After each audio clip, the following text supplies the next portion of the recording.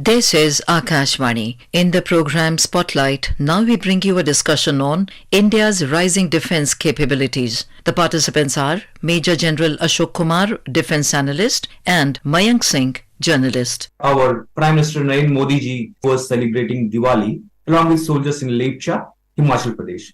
And our Prime Minister said there that India is fast emerging as a big global player in the defense sector, and the capabilities of its security forces are constantly rising. General Ashok Kumar, can you give us a sense and to our listeners that what does this statement mean when it comes to defense forces, defense production, and hard power? Thank you, man. I think this is a very pertinent question, especially in today's emerging geopolitical situation. When on one hand, we have more than a year-long war between Russia and Ukraine, when we have more than 3 years transgression on the line of actual control in eastern Ladakh, and more than a month currently ongoing war between Israel and Hamas. It is in this context the statement of Prime Minister means a lot, and we have to look at that seriously because it is finally the defense capability of a country which not only shapes its impact on the nation for its domestic needs, but it is the same power which assists it to project at the global stage as well. The country's defense capability can be looked at two frames. One is how it has emerged on the global stage and how it has emerged at the national stage to meet its own national challenges. I shall briefly just cover as to how well it is doing on the global stage. India was third largest defense importer of the defense equipment in the world. However, it has now reoriented its policy towards defense exports for the last 3 years, and it is putting around 35,000 crore target by year 2025. This year, even before the financial year getting over, it has already reached an export of 20,000 crores this year. And it is also exporting to multiple countries. Even it is exporting to countries which are at war, a thing which was never seen earlier. And when you are exporting a weapon to a country which is at war, it means that you have shown the courage, guts, and determination to take sides. And that is possible only if you have a potent defense force which can address your national interest and challenges. In addition to this, because of the Russia-Ukraine war, more than 70 countries of the world are affected from the Russian supplies because Russia is unable to meet its own requirement and therefore it is not able to assist them in their maintenance and further equipment supply. They are looking up at India with a big hope because India has, over a period of time, developed reasonable quantum of expertise for maintenance of the Russian equipment and its upgrade in the requisite direction. So that is going to be another good opportunity. Of course, with this, India has assisted multiple countries in the disaster management. In fact, in certain countries like Nepal, it has responded faster than the domestic government itself. And it has not only helped the friendly and neighboring countries, it has helped anybody who has been in need of such a support, like case of Turkey, where it is not very friendly with India. But India believes in the concept of Vasudha Kutumbakam, and India therefore has gone there to assist them when they were hit by the earthquake. And of course, since the local wars are affecting number of countries, and Indian diaspora and students are spread in most of the countries in the world. So therefore, their evacuation has also come as a challenge for country, which has done beautifully. Even the larger countries which have not been able to do that way. So this is how it is emerging on the world stage. More as we talk ahead, based on your questions. The important point here, which has to be understood in the light of our Prime Minister's statement, which has to be understood by our listeners, is that when it comes to defense production, and niche technology has been something in which we may understand that the countries might not share with us. But in this regard, India has been doing quite well. And indigenous production, defense production, which comes to as important equipments like aircraft carrier, fighter jets, which is offensive weapons like Pinaka, artillery weapons and all. Can you throw light on that aspect also? Because when it comes to strategic independence and India's rising profile in that, it also makes huge contribution and a sense to it. Absolutely. Actually, even any country which takes care of its defense needs, whether to fight the adversary or to go in for conflict to preserve its national interest, finally requires the defense equipment for its forces be it Army, Navy, or Air Force. Since we were, largely import-dependent nation for quite some time, own technological advancements in terms of research and development had taken a back seat. And those countries which were exporting, they were more on the interest of money making, and they had no interest in the technology transfer, so to say, in the real sense, except that they gave at times the permission for the license production, which also didn't materialize the way it was, conceived. But now government has focused over these 3-4 years. The more funds are being allocated to the research and development. The budgetary support is being allocated to the R&D setups. The private startups and entrepreneurs are being given a lot of support, and the IDEX challenges, Defense Innovation Organization has been created in the Ministry of Defense, and multiple other actions have been taken.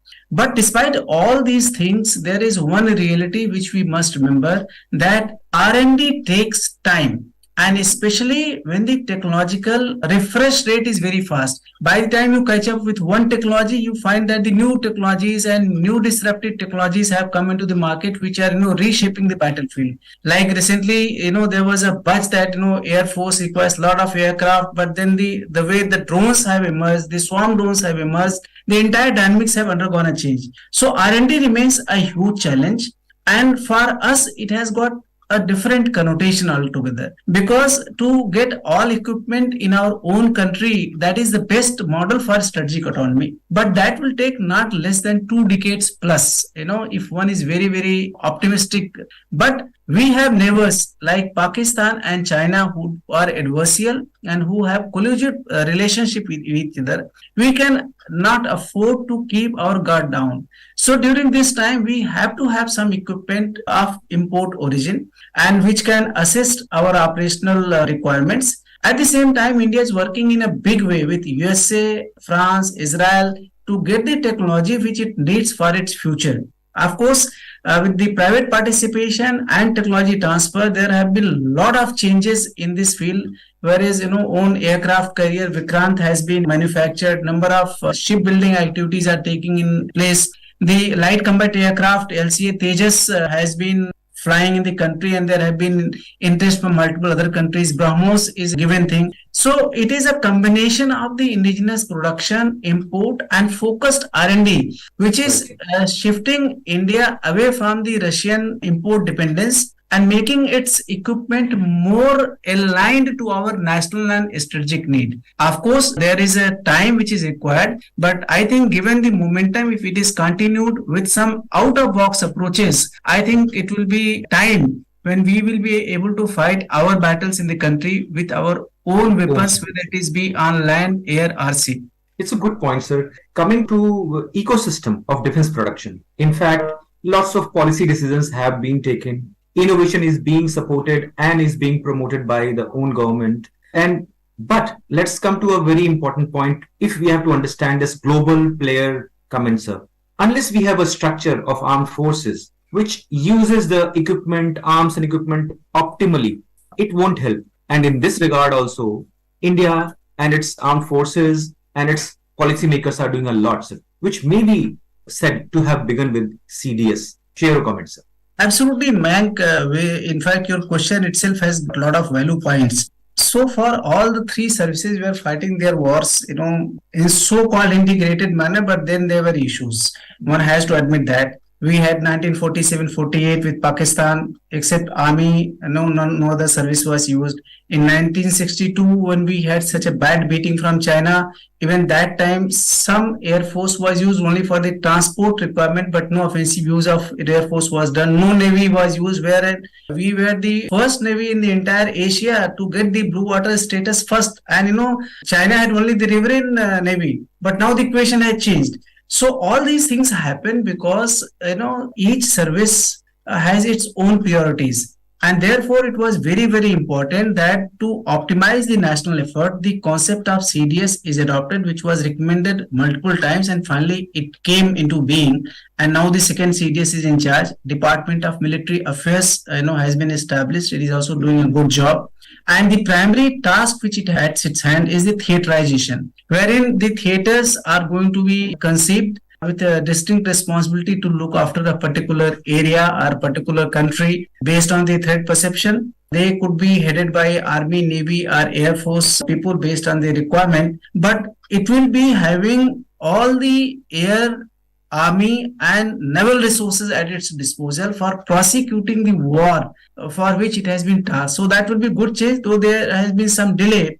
But I think getting theatrization early is not that important as compared to getting it right. So I'm sure in days to come, the theatrization will happen. Similarly, is the integrated battle groups coming up within the Indian Army, because currently we have multiple tiers of hierarchical organization structures, and today we require a flat structure. So once the integrated battle groups come, then the requirement of divisional headquarters will go away and we'll have more linear command and control organizations. I have already spoken about Project Udbhav, wherein we will be using our own doctrinal thoughts for furthering our national interest. If you see Sun Tzu's writing in Art of War, China has imbibed it fully. And Chanakya, in fact, he lived even before Sun Tzu, almost 200 years or so. And the Mauryan Empire was the largest empire India could ever reach.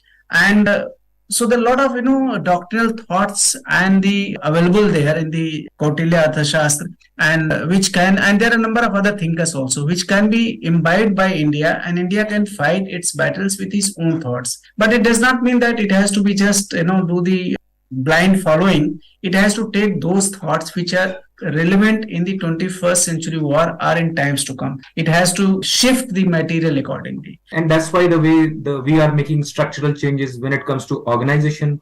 That's why we are promoting the ecosystem to produce our own weaponry, equipment, and systems. Can you speak few words, sir, at least about the way the promotion of indigenous sector as far as defense production is concerned? Because if we have reached to a export of 16,000 crores, and you have already spoken about, which is a record, and SIPRI has also reported in its report, sir. Can you talk about that indigenous equipment building? See, India has done a lot actually as far as the making the shackles broken. In terms of the defense procurement, whether it is in the capital procurement or in the revenue procurement, the processes have been simplified. There has been a lot of impetus which has been given to medium and small scale industries, MSME sector, wherein all imports have to have at least 75% equipment being sourced from the MSME sector. And 5 positive indigenization lists have come encompassing more than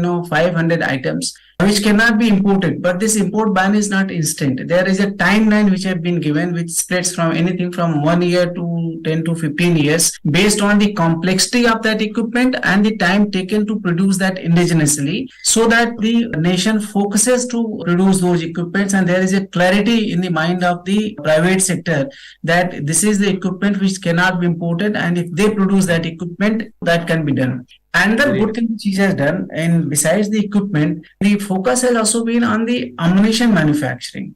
Ammunition is one thing where India has already indigenized more than 90% of its defense needs. Only there are 5 to 10% ammunition which it is import dependent. And it has taken a good model, whereas against giving the tenders for only 1 year, it has given the orders for 10 years duration, so that anybody who involves and puts funds, he is able to benefit it substantially and gains and can invest it heavily. General Kumar, the way you have simplified the entire statement of our Prime Minister, which includes words like global player, capabilities, security forces, might be quite helpful for our listeners, because it talks about hard power, the indigenous capability building, and the war fighting machinery, the way we are reshaping it. Thank you so much for joining us, General Ashok. Thank you, man. You were listening to a discussion on India's rising defense capabilities. The participants were Major General Ashok Kumar, Defense Analyst, and Mayank Singh, Journalist. This program was produced and presented by the News Services Division of Akashvani. You can listen to it on our mobile app, News on AIR. This program is also available on our YouTube channel, News on AIR Official. You may share your feedback about this program through email at airnsttalks@gmail.com or WhatsApp on 928 909 4044.